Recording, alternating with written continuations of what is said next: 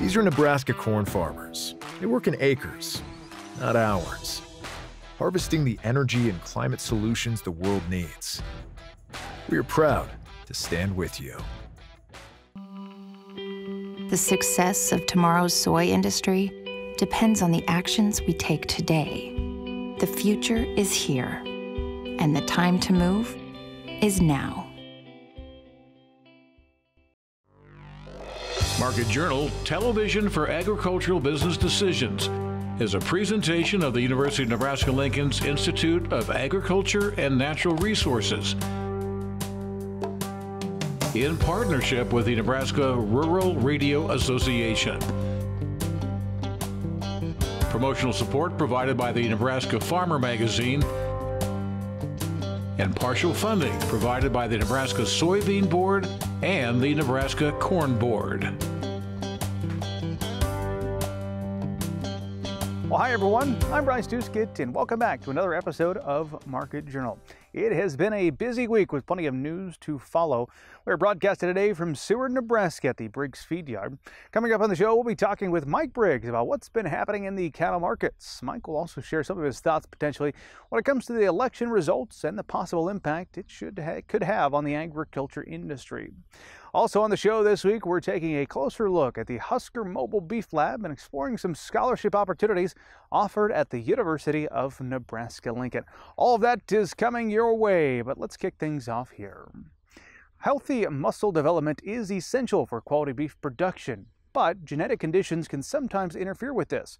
Earlier this year, researchers at the University of Nebraska Lincoln discovered a new defect in composite cattle that affects muscle metabolism, sometimes causing calves to collapse when they exercise. Known as the Shaky Calf Mutation, we learned more about it at the 25th Annual Gudmundsen Sandhills Laboratory Open House. So we're talking about Shaky Calf Mutation. Set this up for us. What is it and how did you discover it? Sure. So the Shaky Calf name was something that we just started calling it after we got a series of emails from folks here at Gudmundsen saying they had some calves that couldn't keep up with the herd. And they're moving pastures or something like that, and they look back and these calves were basically down. And at that time, they're like, well, we're calling you or we're contacting you because we noticed a couple like this last year. And so there was kind of a trend.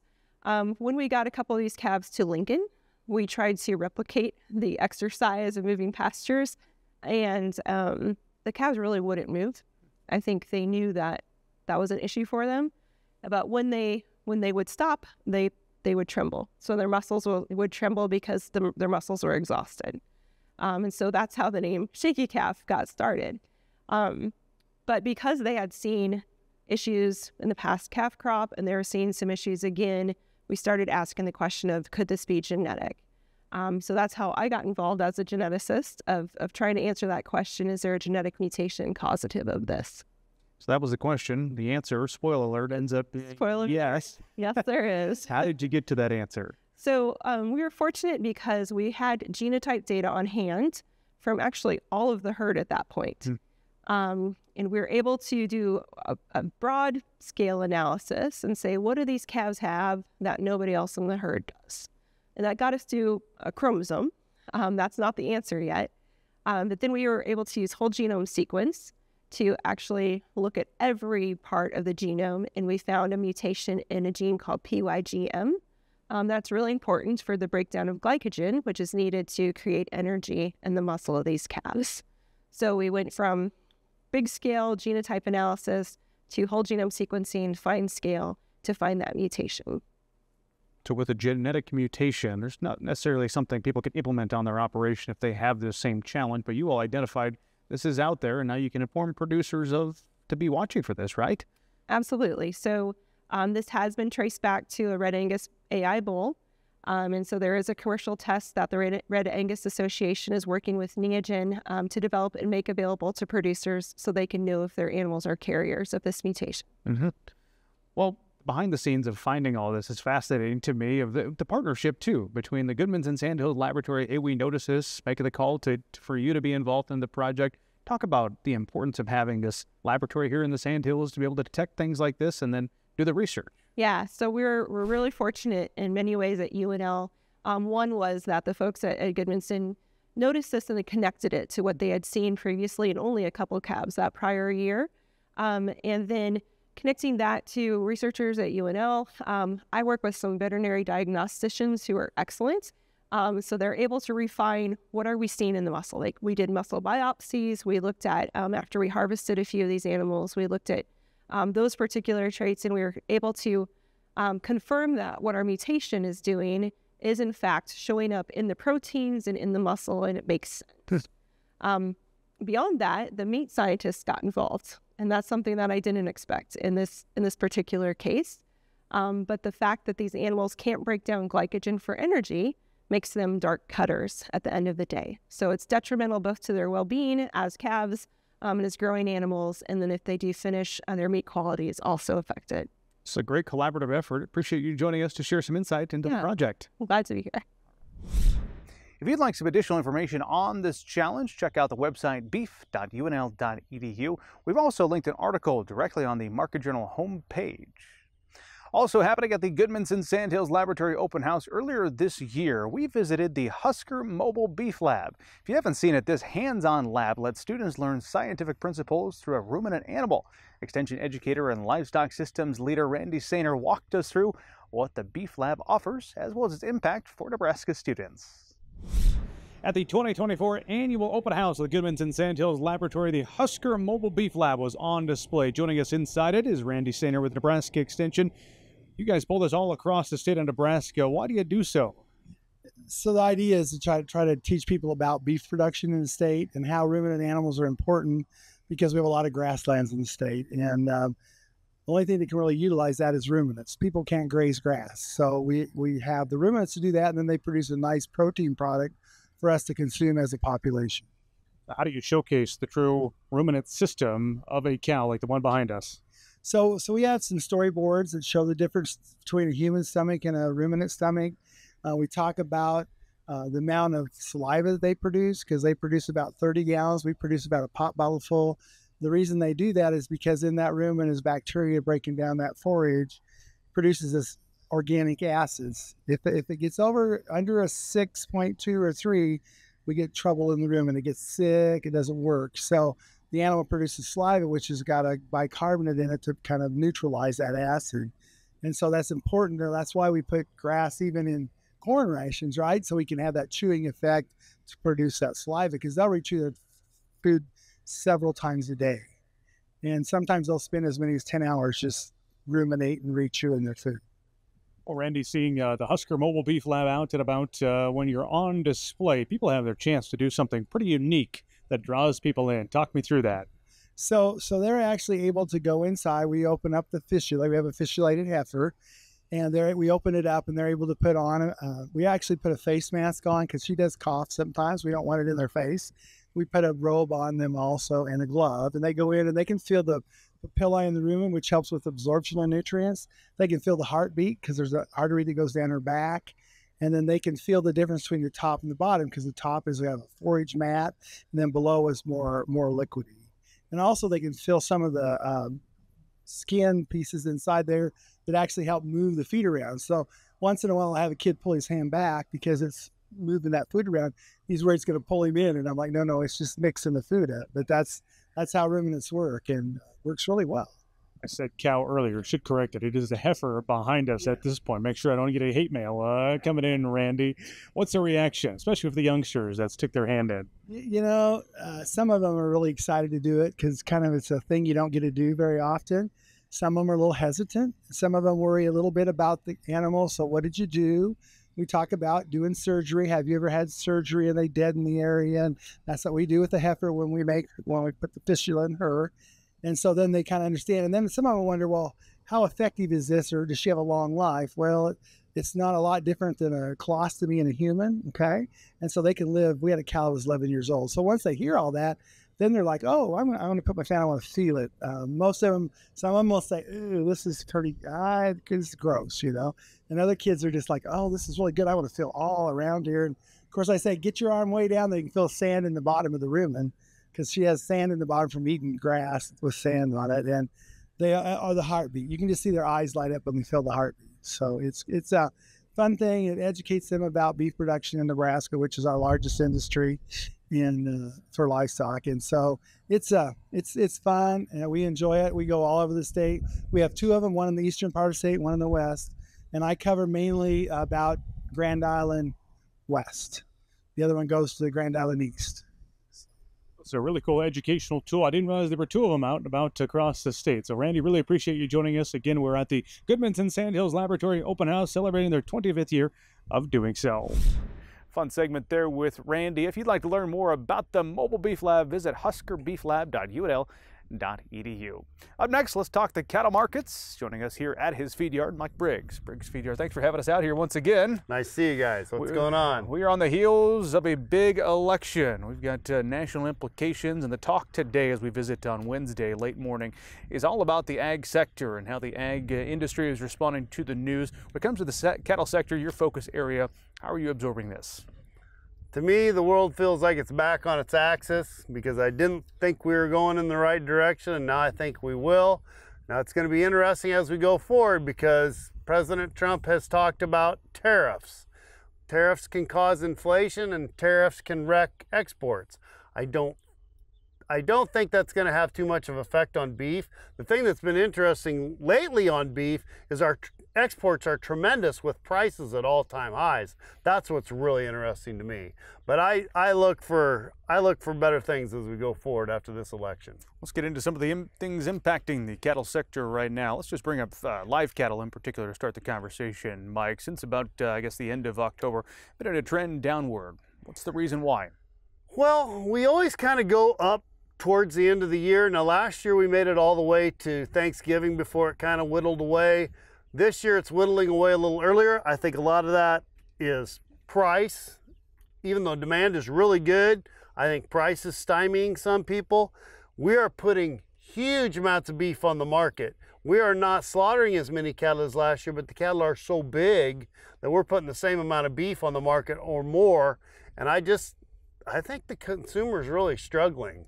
So I think that's a lot of it, and it's a timing issue. You know, we kind of struggle from the 1st of December all the way till we get into March, and I don't think this year is going to be any different.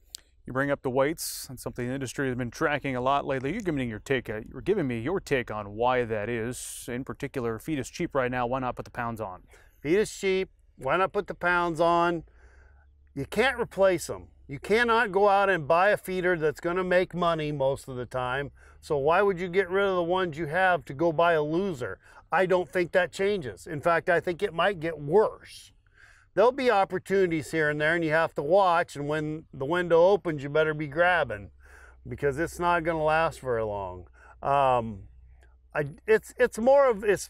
just think we're in our seasonal deal right now. Mm-hmm.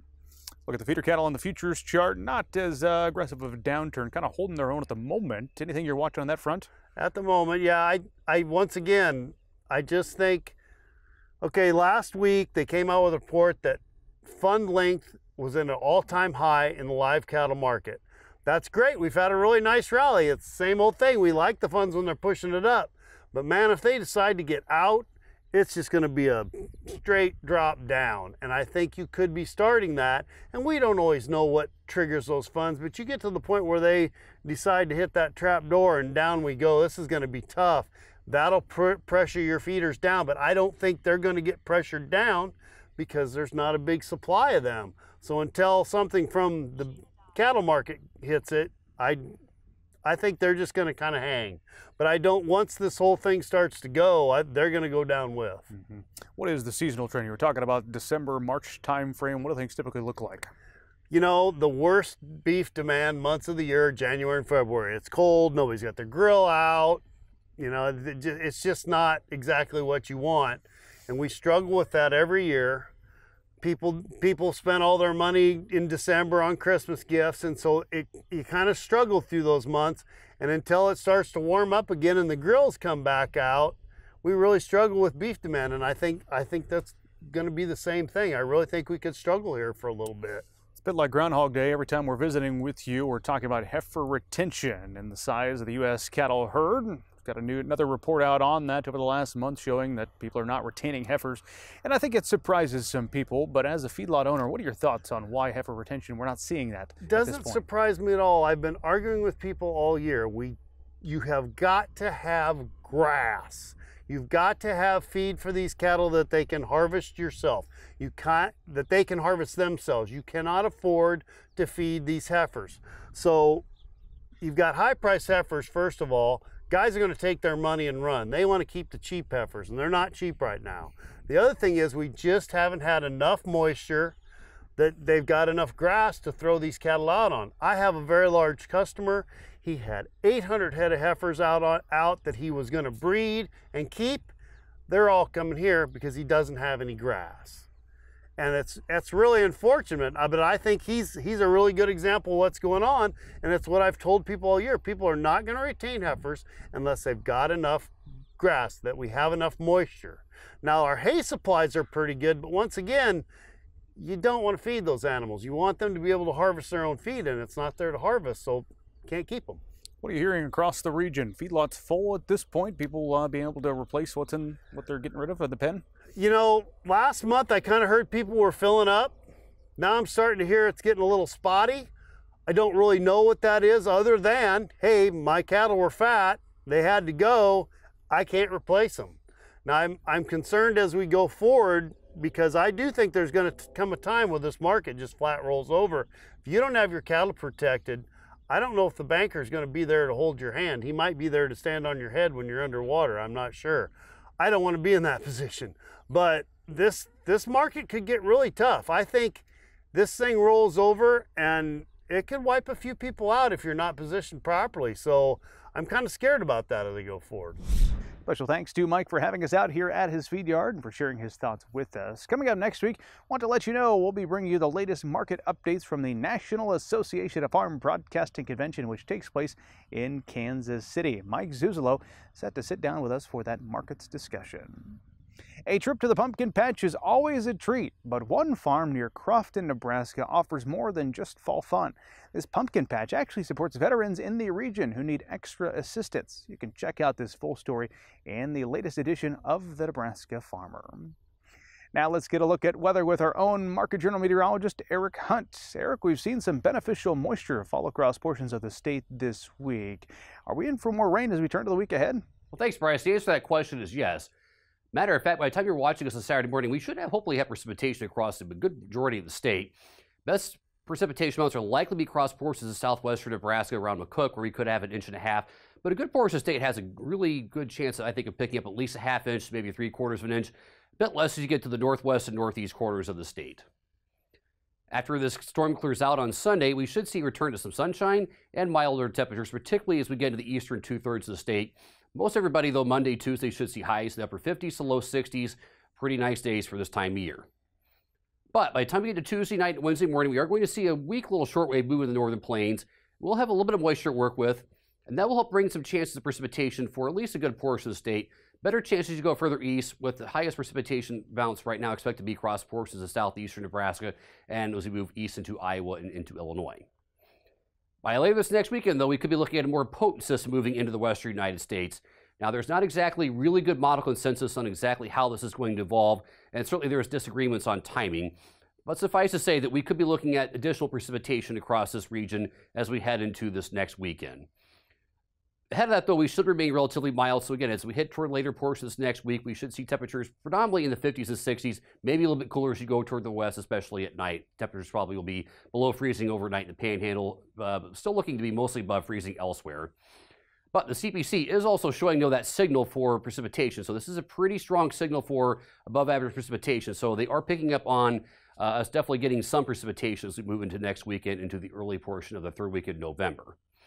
Rainfall the last 7 days, greatest amounts are recorded across the eastern portion of the state. We had a couple of pockets up here around Blair. We had almost 4 inches of rain earlier this week. But again, really, really nice precipitation amounts of 1 inch to 2 inches are pretty common here across most of eastern Nebraska. But the areas where we really kind of need the rain the most, where we have extreme drought, including parts of northeastern Nebraska, and then getting out here in the Panhandle, we didn't really pick up a whole lot. Hopefully this next week, the storm will really help fill in some areas where we have not had much precipitation for the last 2 or 3 months. We did have some snowfall on Wednesday to talk about. Arthur County and then down toward the Kansas border, some places actually had upwards of 6 inches of snow on Wednesday. The drought monitor showed some improvement across portions of southeastern Nebraska and into portions of Washington and Burke counties. Status quo pretty much everywhere else. Again, we may see some bit more improvement across portions of eastern Nebraska if we do get some rainfall, but we've got a long ways to go before we see any significant improvement up here, just given how dry it's been recently. Soil moisture has improved a good bit across portions of southeastern Nebraska. Really, the entire region is, for the most part, is seeing some improvement. Still very dry here across the western panhandle, though, where we just can't buy any decent moisture right now. Soil temperatures right now are mostly in the 40s to low 50s, and our temperature precipitation roundup for the last 7 days. Back to you, Bryce. Okay, thank you very much for that update, Eric. We do appreciate it. Finally, today, the Angler Agribusiness Entrepreneurship Program at the University of Nebraska Lincoln is looking for students with big ideas and the drive to make those ideas a reality. This unique program encourages students to pursue the art of entrepreneurship during their college experience. Angler Program Director Tom Field recently joined us in the studio to discuss this program, as well as some big scholarship opportunities. Tom Field, good to see you, sir. Good to see you. Thanks for having me today. What is the Angler Program all about? Well, we are all about helping people pursue the American dream. Our mission is to embolden people on the courageous pursuit of their purpose through the art and practice of entrepreneurship. Said maybe less poetically, we help people start businesses so they can be in control of their own future. And it's a remarkable program, but it's working because we're doing it in a remarkable state. This is college. Most people look at college as a chance to prepare people for careers in the industry, kind of bucking that trend, encouraging students to create their own path. How do you do so in a four-year traditional setting? Well, for starters, you just lay out the options for people. Is you can work for your own purpose or you can work for someone else's purpose. And there's not a right or wrong answer to that, but it's a choice that we get to make. And we encourage students to just give it a try. What would happen if you took the helm? What would it feel like if you were the owner? What would it feel like if you were making a difference in your community by creating employment opportunities? And at the end of your life, and you look back, which one would you regret not giving a try? And interestingly enough, most people will say at the end of their life, if you had something you could do over, what would it be? I would have started a business. Mm-hmm. So we try to help them not get to that regret, right? And it's a challenge, but it works because we're in a state where people value hard work, sacrifice, and risk.